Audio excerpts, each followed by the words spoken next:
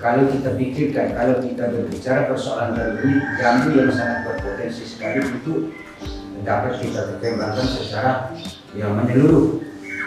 Karena ya bidang perikanan ada, ya bidang perikanan pun ya terkategori dalam dua hal, yaitu perikanan tangkap dan budidaya tambang. Pada prinsipnya kita itu harus berkelompok, ya berkelompok, dan kelompok itu tidak dalam rangka hanya kita ingin mendapatkan bantuan pemerintah seperti itu. Kelompok itu ya memang bergerak berkelompok bersama-sama untuk membangun kelompok itu menjadi lebih maju. Insya Allah tahun depan Pak Kades kemarin kali kedua dari DLHK itu turun mengambil dokumentasi untuk pembebasan lahan 5 hektar itu supaya PPI Soroadu itu bisa diaktifkan kembali, dibangun kembali. Nah, kalau itu sudah terbangun PPI Soroadu, kapal-kapal yang dari selatan itu dari mana-mana itu bisa bongkar muat di Soroadu. Jadi itu tugas berat Pak Kades itu, meskipun itu kewenangannya di provinsi, tapi kita punya wilayah tentu akan terdampak secara signifikan, mensejahterakan masyarakat, nelayan dan masyarakat di sekitar itu dapat kita capai seperti itu. Jadi itu harapan kita bersama, mudah-mudahan kita doakan bersama Pak Kades. PPI Soroadu, Dinas Provinsi mentargetkan 2024 sudah mulai dibangun, direhab kembali yang rusak, terutama di Tambat Labuh itu dibangun kembali supaya kapal-kapal besar bisa mendarat di situ. Ya, kalau kapal besar bisa mendarat, ada banyak fasilitas terbangun di situ, ada tenaga kerja terekrut di situ, seperti itu. Jadi itu salah satu bagian dari pemberdayaan masyarakat di pesisir. Jadi tidak hanya nelayan nanti, semua masyarakat yang ada itu paling tidak akan terbantu, akan banyak aktivitas di situ. Ya, jadi mungkin karena tidak menyiapkan bahan, kurang lebih seperti itu. Apa-apa yang kita laksanakan nanti di sisi pemberdayaannya. Assalamualaikum warahmatullahi wabarakatuh. Selamat siang dan salam sejahtera untuk kita semua. Yang saya hormati Bapak Kepala Desa Jambu, Ibu-ibu atau teman-teman dari Dinas Perikanan Kelautan, teman-teman, saya panggil teman-teman saja ya, peserta sosialisasi yang juga ada di sini. Saya lihat mahasiswa KKN dari Universitas Muhammadiyah Bima. Saya biasa dikenal dengan seseorang yang setiap harinya adalah penjual kopi, dan pekerjaan sampingan saya adalah mengajar di STKIP Yapis Dompu. Kemudian juga saya mengajar di Sekolah Tinggi Pariwisata Soromandi Bima. Kebetulan di sana itu teman yang punya stipar itu, jadi saya diminta membantu untuk mengajar di sana. Punya Facebook ya semua ya. Setiap kita buka Facebook itu selalu ada pertanyaan.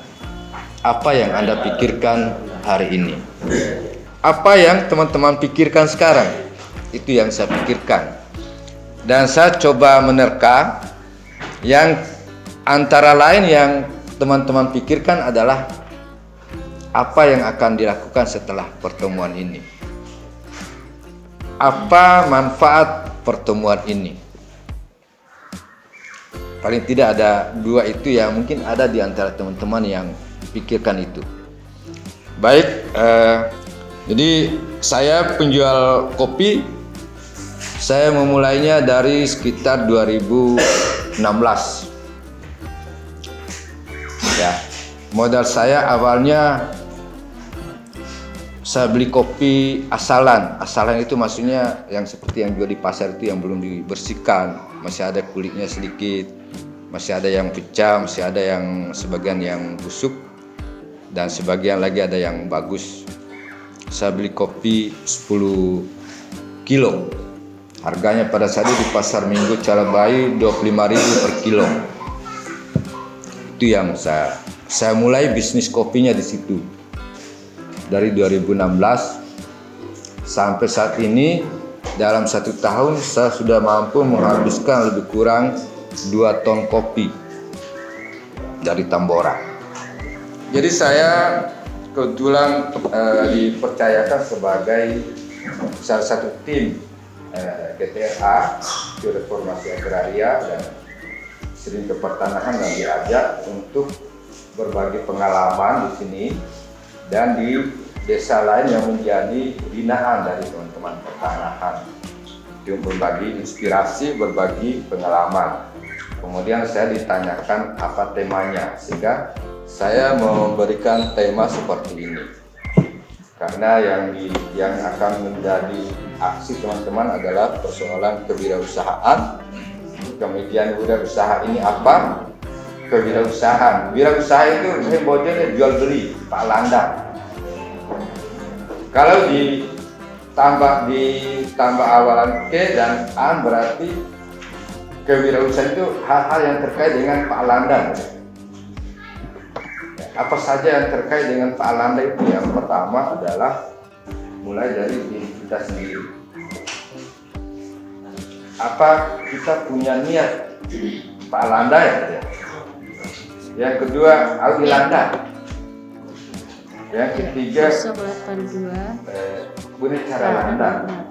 Tapi sebelumnya Bune Cara David dia di Landa ya, supaya lagi. Ini kan urutan-urutannya. Sampai kepada persoalan apa namanya, diapakan, apa gunanya saya Landa, aku guna diogai.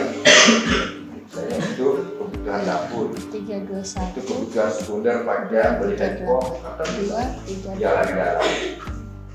Jalan-jalan, misalnya jalan-jalan pergi umroh itu adalah sebuah Lur ikan tangkap bidatan. Tidak berlebihan. Karena memulai usaha itu adalah sebelum kita bermimpi mau jadi apa dan bagaimana cara kita mendapatkan uang untuk mewujudkan impian kita.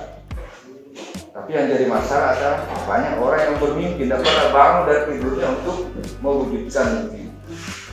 Itu yang jadi masalah, ya.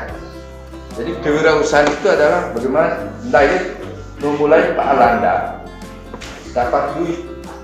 Kalau sudah dapat duit, artinya tangan kita sudah tidak di bawah lagi, tapi sudah di atas dan bisa berbagi.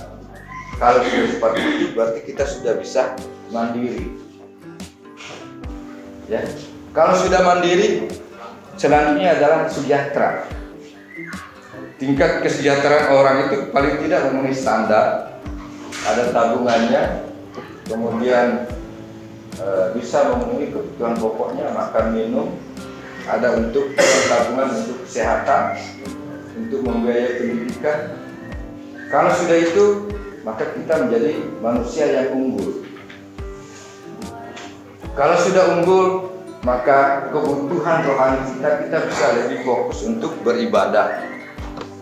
Ya, itu maksudnya urutan-urutan masyhur itu. Kenapa bukan religiusnya yang pertama? Kita tidak bisa untuk beribadah dengan musuh kalau ini dokon daya lebih naik daripada ucapan Allahu Akbar. Kalau ini dilakukan apa? Itu antara lain. Makanya masyhur itu urutannya seperti itu. Kalau sudah mandiri, berarti kita sudah sejahtera, menjadi manusia yang unggul, kemudian manusia yang religius. Itulah yang menjadi visi misi daripada Kabupaten Dompu saat sekarang ini. Ya. Nah sekarang orang memulai usaha selalu berpikir modal. Tapi modal ini selalu disamakan dengan uang. Padahal modal itu, uang itu hanya salah satu dari modal itu sendiri. Ya. Jadi modal yang pertama adalah dari sehat lahir batin. Itu adalah modal utama untuk memulai usaha. Kemudian kedua ada niat dan keseriusan. Kemudian ketiga waktu modal. Terlepas dari berapa besar modal. Ya.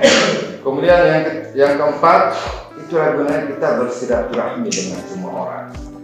Karena orang-orang yang berhubungan baik dengan kita adalah calon konsumen, calon pembeli kita, atau calon orang yang akan membantu mempromosikan produk kita. Kemudian yang kelima, kita mampu membranding diri kita menjadi orang yang disenangi oleh semua orang. Ya, ramah, murah senyum, ya. Kemudian komitmen, tidak pernah berbuat salah atau masalah. Itu akan membuat orang percaya dengan produk kita. Karena produk yang kita buat, jaminannya adalah kita. Kalau kita terbiasa konsisten, kita katakan sesuatu itu enak dan ternyata enak, maka itu adalah jaminan bahwa kita orang jujur, orang yang gani raih pahu. Kalau kita mampu memberani diri kita seperti itu, insya Allah jualan kita akan diyakini oleh orang punya kualitas yang bagus. Jadi itu modal-modal yang harus kita miliki. Tidak selamanya modal yang pertama adalah uang, bukan. Kemudian konsistensi. Jadi kelemahannya beberapa pengalaman saya. Jadi di Dompu dan di beberapa daerah lain, kalau sudah laku produknya enak ya, sudah laku lama, sudah booming ke sana, lama-lama masalah kualitas pelan-pelan diabaikan, menurun. Yang jadi prioritas adalah kuantitinya, jumlahnya yang terjual.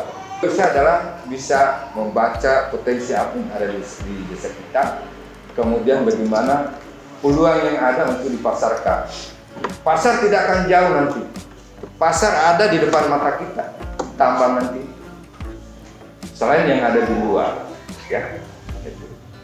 Jadi kalau kita komit dengan modal yang saya sampaikan tadi itu, kita bisa memulainya dari yang kecil, lama-lama itu bisa besar.